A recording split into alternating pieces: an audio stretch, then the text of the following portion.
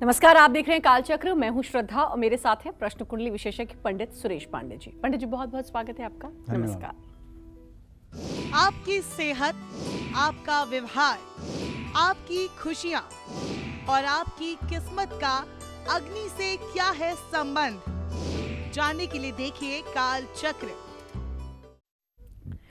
सुबह की पूजा से लेकर रात के भोजन तक हम अग्नि का इस्तेमाल करते ही करते हैं। छोटे से हवन से लेकर शादी जैसे बड़े मांगलिक कार्यों में भी हम अग्नि द्वारा ही देवताओं की पूजा अर्चना करते हैं। अग्नि तत्व का हमारी राशि, ग्रह, वास्तु और फेंगशुई से बहुत गहरा नाता है। इसी अग्नि के सही इस्तेमाल से हम अपनी किस्मत को चमका भी सकते हैं। क्या है अग्नि का हमारी किस्मत से कनेक्शन, यही आज आपको बताएंगे पंडित सुरेश पांडे जी। तो बने रहिए पूरे 1 घंटे कालचक्र के साथ। अगर आपका कोई भी सवाल है तो आप हमें फोन कर सकते हैं। हमारा फोन नंबर है 012066522411। तो चलिए, सबसे पहले बात करेंगे शास्त्रों में अग्नि का क्या महत्व है, साथ ही कहाँ और कैसे होता है अग्नि का इस्तेमाल। आइए जानते हैं। पंडित जी, जब भी बात आती है अग्नि की तो हम अग्नि देव जरूर कहते हैं और हिंदू धर्म में तो खास तौर पर अग्नि का इस्तेमाल बहुत करते हैं। शास्त्रों में क्या महत्व है? देखो, हमारे विचार, हमारी भावनाएं, शारीरिक स्वास्थ्य और यहाँ तक कि हमारे कर्म भी हमारे आभा मंडल में देखे जा सकते हैं। इसे शुद्ध करने के कई तरीके हैं। किसे शुद्ध करने के? आभा मंडल के। और अग्नि का इस्तेमाल और उपाय इनमें से एक है। अग्निदेव आग के देवता हैं। वैदिक काल में अग्निदेव को सबसे ऊंचा स्थान प्राप्त था। अग्नि हर दोष, गुनाह, पाप का शमन करते हैं और अग्नि अपने अंदर हर चीज को समाहित कर सकते हैं। अग्नि का इस्तेमाल अंधेरे को दूर करने के लिए, चूल्हा जलाने के लिए, हवन करने के लिए, दीप जलाने के लिए, हवन करने के लिए इस्तेमाल किया जाता है। दीपक के रूप में भी इस्तेमाल किया जाता है। जितने भी हिंदू यज्ञ, हवन, अनुष्ठान या वैवाहिक शुभ कार्यक्रम हैं, उसमें अग्नि द्वारा ही देवताओं की पूजा उपासना की जाती है। इसीलिए अग्नि को देवताओं का मुंह कहा जाता है। सभी चढ़ावा अग्नि के मुंह में डाला जाता है। अग्नि में बलिदान चढ़ाया जाता है। इसलिए अग्नि को हव्यवाहन कहा जाता है। अग्नि को पवका भी कहते हैं। पवका का मतलब जिसमें सबको शुद्ध करने की शक्ति हो। यहाँ तक कि अगर नकली सोना हो, उसे भी अगर आग में डाला जाए तो वो भी शुद्ध होकर के निकलता है। अग्नि की 7 प्रकार की लपटें होती हैं। इसीलिए अग्नि की सप्त जिह्वा कही गई है। 7 जीभ होती है अग्नि को, ये कही गई है। इन 7 लपटों से अग्नि पापों को नष्ट कर देती है, इसमें कोई संदेह नहीं है। जय मां विंध्यवासिनी। कैसे अग्नि आपकी जिंदगी में बढ़ाएगी सुख, समृद्धि और ऐश्वर्य, जानेंगे पंडित जी से। लेकिन उससे पहले कॉलर जुड़ चुके हैं। अंजू जी, बहुत बहुत स्वागत है। बात कर सकती हैं आप पंडित जी से। अंजू जी, स्वागत है आपका। बात कर सकती हैं आप पंडित जी से। मेरा नाम मंजू है, अंजू नहीं मैडम। चलिए मंजू जी, बहुत बहुत स्वागत है आपका। बात कर सकती हैं पंडित जी से। पंडित जी राम राम। राम राम मंजू, बोलो जरा जोर से। पंडित जी राम राम, मैं मंजू बोल रही हूँ जी। तो मैं अपने बेटे के बारे में पूछना चाहती हूँ आपसे। जी। उसका नाम कपिल है। उसका 7/6/1997 का जन्म है। जी। तो उसके भाग्य के बारे में पूछना चाहती हूँ। उसकी शादी के लिए मैं कोई लड़की देखते हैं, कोई होता ही नहीं साहब उसका। शादी का योग अब शीघ्र ही बनता हुआ दिखाई दे रहा है। ज़्यादा से ज़्यादा मई के बाद इनका विवाह तय हो जाएगा। नवंबर दिसंबर तक इनका विवाह हो जाएगा। अच्छा विवाह होगा, अच्छा दाम्पत्य जीवन होगा। बिल्कुल चिंता करने की कोई बात नहीं है। और मंजू, ये भी बता दूं कि आपके पंचम भाव का स्वामी बृहस्पति है, जो इस समय स्वराशि में उच्च के शुक्र के साथ है। आपके बेटे का भाग्य बहुत अच्छा है और आपके बेटे का जीवन, आपके बेटे की जीवन शैली बहुत अच्छी है। इसलिए आप खुशकिस्मत हैं, अच्छी संतान की माँ हैं और निश्चित रूप से आपको बेटे से हर प्रकार का सुख मिलेगा। हाँ, अगर एक काम चाहें तो आप कर सकती हैं।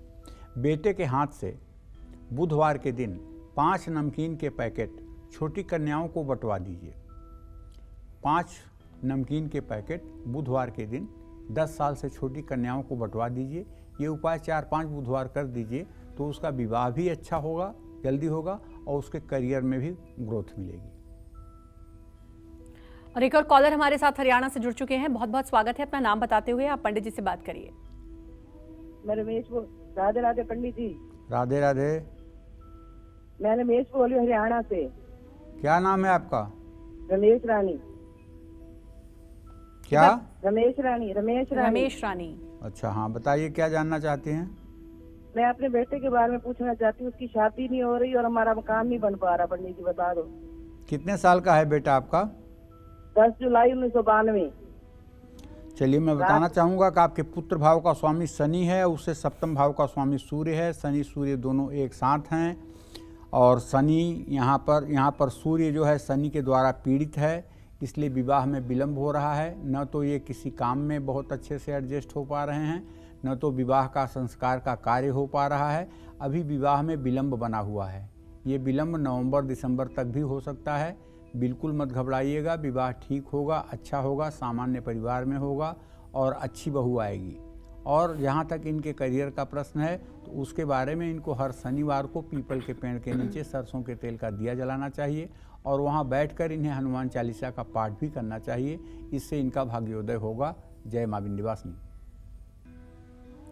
कैसे अग्नि बढ़ाएगी सुख समृद्धि और कैसे अग्नि घर से दूर करेगी नेगेटिविटी, कैसे अग्नि से दूर हो जाएगी आपकी हर बीमारी, आइए जानते हैं। बताइए पंडित जी।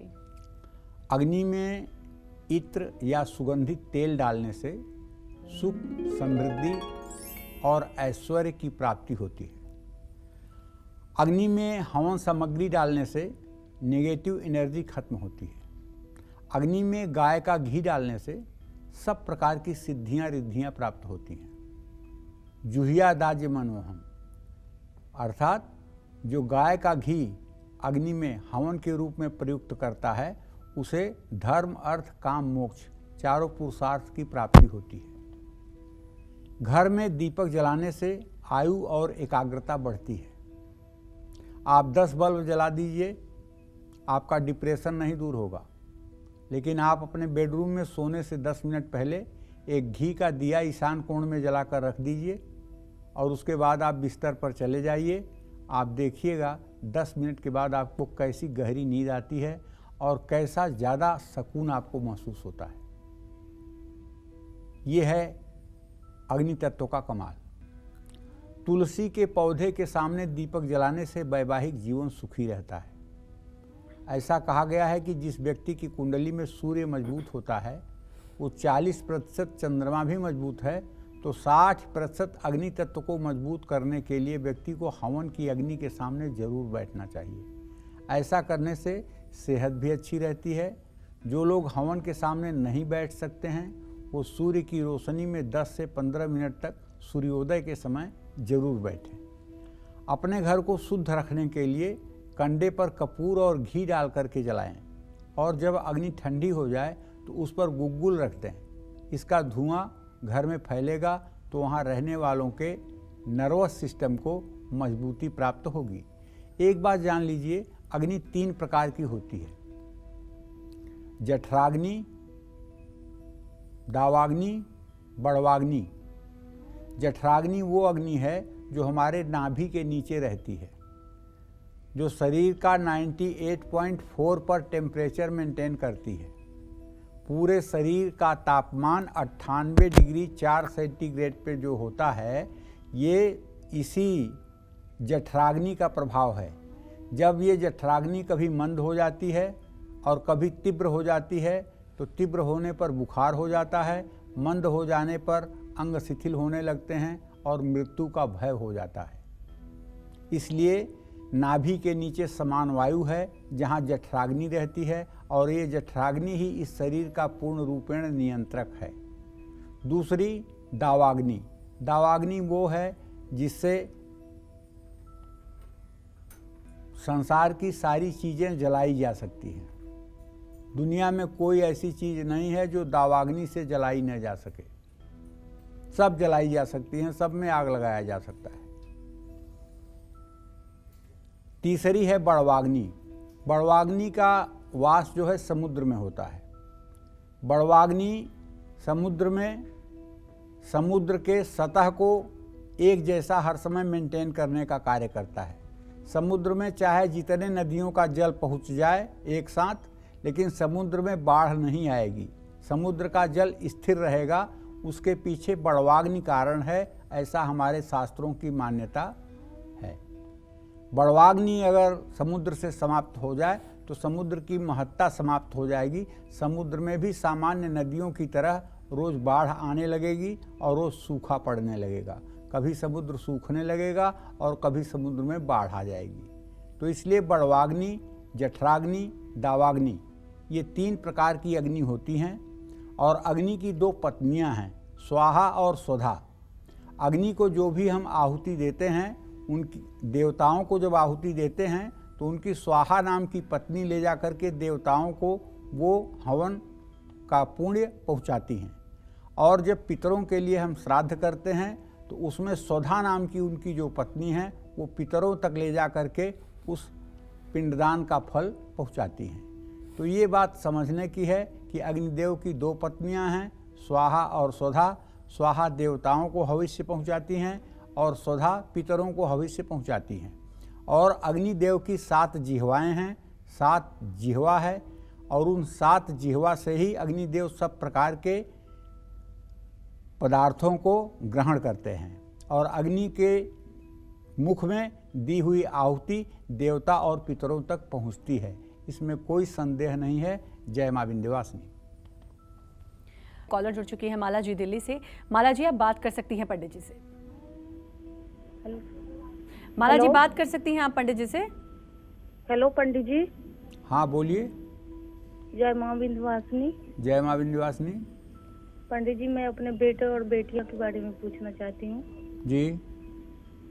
पंडित जी मेरे बेटे का जन्म है 2009 दिन शनिवार, टाइम मुझे पता नहीं है। और मेरे बेटी का जन्म है 2010 दिन रविवार 8:52 पे। क्या जानना चाहती हो? पंडित जी मेरे बेटे को पढ़ाई में मन नहीं लगता है, और ये ना पढ़ाई में मन लगता है इसे, ना अपने से बड़े को कोई इज्जत करता है। इसको पता नहीं क्या है इसके बारे में, और मेरे बेटी का भविष्य कैसे रहेगी। देखिए माला जी, आपके पुत्र भाव का स्वामी बृहस्पति है जो अपनी मीन राशि में स्थित है। उससे पंचम भाव का स्वामी मंगल है जो बृहस्पति से तृतीय एकादश की स्थिति में है। मुझे आपके बेटे में कोई ऐब नहीं दिखाई दे रहा है। आप कह रही हैं तो मैं मान भी ले रहा हूं, लेकिन आपके बेटे में अच्छे संस्कार हैं। रही बात पढ़ाई की, तो घर का वातावरण पढ़ाई का नहीं है। घर में पढ़ाई का वातावरण बनाइए, पढ़ाई के प्रति उसके अंदर जागरूकता पैदा कीजिए। घर में पढ़ाई का वायुमंडल नहीं है। बच्चा अपने से कितना पढ़ेगा बिना वायुमंडल के, ये सोचने वाली बात है। तो घर में पढ़ाई का वातावरण बनाइए। और मैं कहूँगा कि एक 3 मुखी रुद्राक्ष पीले धागे में पिरो करके बृहस्पतिवार के दिन उसके गले में धारण करवाइए। इससे उसका पढ़ाई में भी मन लगेगा और घर वालों का सम्मान भी करेगा। अभी तो 14 साल का हो रहा है, अभी उसका पूर्ण रूपेण बुद्धि का उदय होने में 1 वर्ष का विलंब है। 15 साल की अवस्था के बाद वो अपनी जिम्मेदारियों को समझना शुरू करेगा। बेटी अभी बहुत छोटी है, बेटी के बारे में चिंता मत करिए। इसके स्वास्थ्य पर ध्यान दीजिए। अगर इसका स्वास्थ्य ठीक रहेगा तो बाकी पढ़ाई लिखाई और सब कुछ इसका जीवन ठीक होगा। अग्नि का हमारे डेली रूटीन में बहुत ज़्यादा इस्तेमाल होता है, चाहे वो चूल्हा हो, माइक्रोवेव, दीपक हो या माचिस की एक छोटी सी तीली। लेकिन क्या आपको पता है कि अग्नि का हमारी राशि से भी बहुत गहरा नाता है? तो चलिए अब बात करते हैं अग्नि और राशियों की। जानते हैं पंडित जी से। बताएं पंडित जी, अग्नि का राशियों से क्या संबंध है? देखिए, मेष, सिंह और धनु राशि, ये 3 राशियां अग्नि तत्व प्रधान राशि होती हैं। मेष राशि वालों में 3 भाग अग्नि और 1 भाग वायु तत्व का होता है। मेष राशि वालों को सफलता पाने के लिए अपने गुस्से और व्यवहार पर काबू रखना चाहिए। सूर्य की उपासना जरूर करनी चाहिए। और सिंह राशि वालों को दुर्घटना से हमेशा संभल कर रहना चाहिए। सुबह शाम गायत्री मंत्र का जप करते रहना चाहिए और हो सके तो गायत्री मंत्र से गाय के घी से आम की लकड़ियों पर हवन भी करना चाहिए। सिंह राशि वालों को काले कपड़े पहनने से परहेज करना चाहिए। धनु राशि वालों को सोच समझकर बोलना चाहिए। भाग दौड़ करते रहना चाहिए और सूर्य को हर रोज जल चढ़ाना चाहिए। गायत्री मंत्र का उच्चारण करना चाहिए और इन्हें भी काले नीले कपड़े पहनने से परहेज करना चाहिए। जय मां विंध्यवासिनी। वक्त एक कॉलर का है। सुभाष जी हमारे साथ जुड़ चुके हैं दिल्ली से। सुभाष जी, आप बात कर सकते हैं पंडित जी से। जी, बात कर सकते हैं आप पंडित जी से। जी नमस्कार पंडित जी। नमस्कार। मेरा नाम सुभाष है, नई दिल्ली से बोल रहा हूँ। 35 वर्ष आयु हो चुकी है। ये मैं टीचिंग के लिए करियर के लिए सोच रहा था, लेकिन मैं इतना अच्छा नहीं बता रहा हूँ। आपकी कोई बात समझ में नहीं आ रही है। आपकी कोई बात नहीं समझ में आ रही है। आप जो बोल रहे हैं आप ही समझ रहे हैं। या तो धीरे धीरे बोलिए, संभल कर बोलिए, जरा तेज बोलिए। सुभाष है मेरा नाम जी जी। मैं 33 वर्ष आयु हो चुकी है, तो मैं जी। सोच रहा हूँ टीचिंग करियर के लिए मैं प्लान कर रहा था। तो मैं जानना चाह रहा हूँ कि बीएड करूँ या नेट करूँ, कौन सा अच्छा रहेगा। और दूसरी बात है, मेरी शादी कब तक होगी। चलिए सुभाष जी, मैं सबसे पहले आपको बता देता हूं कि जो आप प्लानिंग कर रहे हैं, मंगल और शनि की स्थिति चतुर्थ दशम है। वो प्लानिंग आपकी साकार नहीं होगी। आप कितनी भी मेहनत कर लीजिए, वो प्लानिंग अभी आपकी सफल नहीं होगी। उस प्लानिंग को सफल होने में कम से कम 1 वर्ष का समय लगेगा। जहाँ तक विवाह का प्रश्न है, विलंब नहीं महाविलंब हो चुका है। लग्न में शनि स्थित है सूर्य के साथ, वो पीड़ित हो रहा है। विवाह में भी बहुत अड़चनें हैं, बहुत दिक्कतें हैं। विवाह आपका हो जाए तो ये भी एक तरह का आश्चर्य होगा। और विवाह आपका हो, इसके लिए आपको हर शनिवार को पीपल के पेड़ के नीचे 19 सरसों के तेल के दिए जलाने चाहिए। हर दिए के पास एक पान का पत्ता, एक बतासा और 1 रुपये का सिक्का रखना चाहिए। ये उपाय आपको 7 शनिवार करना चाहिए, तब जाकर के आपके विवाह का कार्यक्रम संपन्न हो पाएगा। अग्नि का ग्रहों से बहुत गहरा नाता है। किसी खास ग्रह के कमजोर होने पर अग्नि के नेगेटिव इफेक्ट्स झेलने पड़ते हैं। साथ ही उस खास ग्रहों को मजबूत करने के लिए भी अग्नि से जुड़े कुछ अचूक उपाय हैं। आइए जानते हैं पंडित जी से। बताइए पंडित जी, क्या उपाय है? देखिए, हर सिक्के का 2 पहलू होता है। जब मंगल ग्रह अशुभ स्थिति में होता है, तब ऐसे लोगों के घरों में आग लग जाती है। एसिड केमिकल अटैक की घटनाएं बढ़ती चली जाती हैं। जिस व्यक्ति की कुंडली में मंगल और सूर्य कमजोर होता है, वो आलसी होता है। मंगल और सूर्य को मजबूत करने के लिए हर रविवार को सूर्य को जल जरूर चढ़ाना चाहिए। जिनका मंगल और सूर्य कमजोर होता है, ऐसे लोगों का डाइजेशन ठीक नहीं होता है। ऐसे लोगों की हाजमा शक्ति ठीक नहीं होती है। मंगल अग्नि तत्व प्रधान ग्रह है। सूर्य मंगल अग्नि तत्व के ग्रह हैं और यह शरीर की ऊर्जा तथा जीने की शक्ति का कारक है। अग्नि तत्व की कमी से शरीर का विकास अवरुद्ध होकर रोगों से लड़ने की शक्ति कम हो जाती है। इसका मतलब सीधा है कि जठराग्नि अगर मंद पड़ जाएगी तो आप बीमार रहेंगे। आप जो भी खाएंगे वो डाइजेस्ट नहीं होगा, आपका शरीर अस्वस्थ रहेगा। कहने का आशय ये है। मंगल और शनि अशुभ प्रभाव डालें तो घर में आग लगने की घटनाएं होती हैं। घर में ज्योति जलाने से पहले उसकी पूजा और करनी चाहिए और अग्नि का अपमान कभी नहीं करना चाहिए और कभी पैरों से अग्नि को बुझाने की कोशिश नहीं करनी चाहिए। जूता पहन करके कभी अग्नि पर नहीं चढ़ना चाहिए। इन सब बातों का ध्यान रखना चाहिए, नहीं तो महापातक का भागीदार होता है व्यक्ति और उसका अंत समय बहुत बुरा होता है। अग्नि को हर समय सम्मान की दृष्टि से देखें। हमारे शास्त्रों में तो यहाँ तक लिखा गया है कि अगर अग्नि से कहीं आपने ज़मीन पर हवन कुंड बनाया है और वहाँ पर आपने हवन किया है, तो हवन करने के बाद जब अग्नि ठंडी हो जाए तो उसे गाय के दूध से सींचना चाहिए। उस ज़मीन को वैसे ही नहीं छोड़ना चाहिए, नहीं तो पृथ्वी श्राप देती है। हमारे शास्त्रों में, कर्मठ गुरु जैसे शास्त्रों में ऐसा ही लिखा हुआ है कि जिस स्थान पर हवन की जाए उस स्थान पर बाद में गाय के दूध से सिंचन किया जाए, तब जाकर के धरती प्रसन्न होती है और उसका पुण्य प्राप्त होता है। एक कॉलर हमारे साथ जुड़ चुके हैं, रॉकी जी पटना से। रॉकी जी, बात कर सकते हैं आप पंडित जी से। जी प्रणाम पंडित जी। हाँ, सदा सुखी रहिए। जी पंडित जी, हमारा कहीं पे नौकरी नहीं लग पा रहा है और घर की स्थिति बहुत ही खराब हो चुकी है। क्या करें, जिस फील्ड में जाना चाहते हैं बहुत नुकसान हो जाता है। कितने साल के हैं आप? जी मेरी उम्र 23 साल की है। तो चलिए मैं आपको बताऊं कि आपके दसम भाव का स्वामी चंद्रमा है। शुक्र और चंद्रमा दोनों द्वितीय द्वादश की स्थिति में है। प्रयास करते रहिए, जल्दी आपको सफलता मिलेगी। और मैं तो कहूँगा केमिकल, दवाई, कपड़ा, रुई, चांदी, इन सब चीज़ों से संबंधित कोई एक काम आप अपने लिए चुन लीजिए जिसमें आपका मन लगे, उसमें आपको सफलता मिलेगी और आप अपने घर की परिस्थिति को ठीक कर पाएंगे। आपको रोज़ श्री सूक्तम का पाठ सुबह शाम करना चाहिए। श्री सूक्तम का रोज़ पाठ करने के बाद 100 दिनों के बाद आप रोजगार परख हो जाएंगे, इसमें कोई दो राय नहीं है।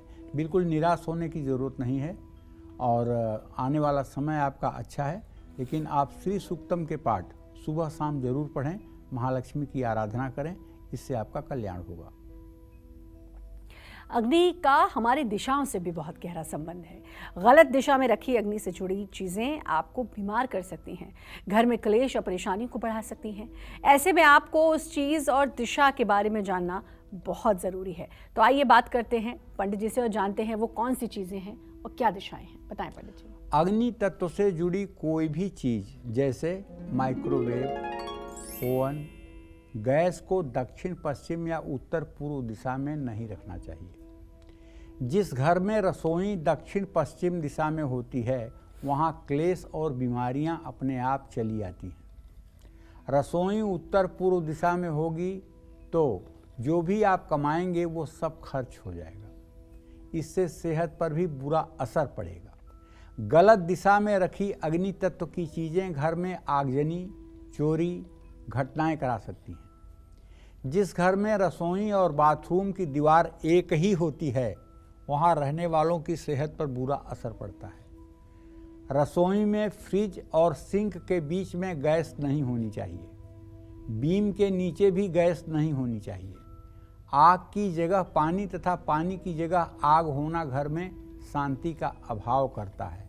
अर्थात अग्नि कोण में जल का स्थान हो और ईशान कोण में अग्नि का स्थान हो तो ऐसे घर में रहने वाले लोग हर समय उलझे रहते हैं और कभी उनके जीवन में सुख शांति नहीं होती है। इन बातों का ध्यान अपने घर के वास्तु पर भी देना चाहिए। जय मां विंध्यवासिनी। और एक कॉलर हमारे साथ जुड़ चुकी हैं बैतूल से, रुचिता जी, स्वागत है। बात करिए पंडित जी से। जी पंडित जी, जय मां विंध्यवासिनी। जय मां विंध्यवासिनी बेटा। पंडित जी, मैं ये पहला प्रश्न तो मेरा ये है कि मेरे बच्चे बिल्कुल ही पढ़ाई नहीं करते हैं। बड़े बेटे का नाम है पीयूष और दूसरी प्राजक्ता मालवीय। और पंडित जी, मेरे ससुर को मेरे जेठ ने अपनी सारी प्रॉपर्टी अपने नाम पे करने के बाद में मेरे ससुर को घर से बाहर निकाल दिया। और मतलब अब मैं उनकी सेवा कर रही निस्वार्थ, लेकिन मेरा घर भी उन्होंने अपने नाम पे करवा लिया पंडित जी।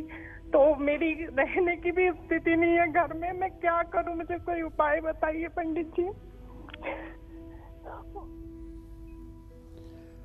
अब जब घर में ही विभीषण हो जाए तो क्या कहा जा सकता है बेटा। मैं एक बात कह सकता हूँ सिर्फ कि आप सोमवार के दिन थोड़ा सा गाय के दूध की व्यवस्था करके शिवालय में जाया करिए और शिवलिंग पर जल, दूध, बेलपत्र अर्पित किया करिए और एक घी का दिया जलाया करिए। उनसे अपने बच्चों के सलामती की प्रार्थना किया करिए। आपके जेठ ने जो किया है उसका परिणाम उन्हें भुगतना पड़ेगा, इसमें कोई दो राय नहीं है। लेकिन आपको इतना ज़रूर मैं कहूँगा कि आप सिर्फ और सिर्फ रोज़ 1 बार हनुमान चालीसा और 10 बार बजरंग बाण का पाठ करना शुरू करिए और ये उपाय 1 वर्ष तक लगातार करिए। हनुमान जी की कृपा से सब न्याय हो जाएगा और आपके रास्ते में आई हुई सारी रुकावटें ठीक हो जाएंगी और हनुमान जी की कृपा से आपको जीवन में सही मार्ग मिल जाएगा और आपके जीवन की कठिनाइयाँ भी दूर हो जाएंगी। बहुत निराश और हताश होने से कुछ नहीं होता है। कुछ कोई लेकर ना आया है, न कोई लेकर जाएगा। लोग अपने अपनी जात पहचानवा रहे हैं। आँखों का खून जल गया है, लोगों के आँखों में पानी नहीं रह गया है। जो इस तरह के संबंधों में इस तरह की गंदी घटनाएं कर रहे हैं, उन्हें लगता है कि जैसे वो सब कुछ लेकर जाएंगे। तो आप संतोष रखिए बेटा, और आप बजरंग बाण का पाठ करिए। कलयुग में हनुमान जी प्रत्यक्ष देवता हैं और ये निश्चित रूप से आपको न्याय देंगे, इसमें कोई दो राय नहीं है। अग्नि का सिर्फ राशि, ग्रहों और वास्तु से ही संबंध नहीं, बल्कि अग्नि का जुड़ाव फेंग शुई के साथ भी है। कैसे, आइए जानते हैं। बताइए पंडित जी। देखिए, फेंग शुई जो है ये चाइना का विषय है। ये चाइना में प्रचलित है फेंग शुई। अब तो धीरे धीरे हिंदुस्तान में भी अपने पांव पसार रहा है।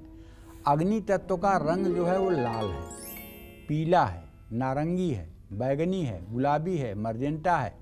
अग्नि तत्व का आकार जो है वो त्रिकोण जैसा है। आप कहेंगे त्रिकोण जैसा आकार कैसे आपने जान लिया कि अग्नि का आकार है? तो आप एक बढ़िया सा शीशा ले लीजिए, आईना जिसमें चेहरा देखते हैं, और जोर से अपनी सांस को उसी आईने पर छोड़िए।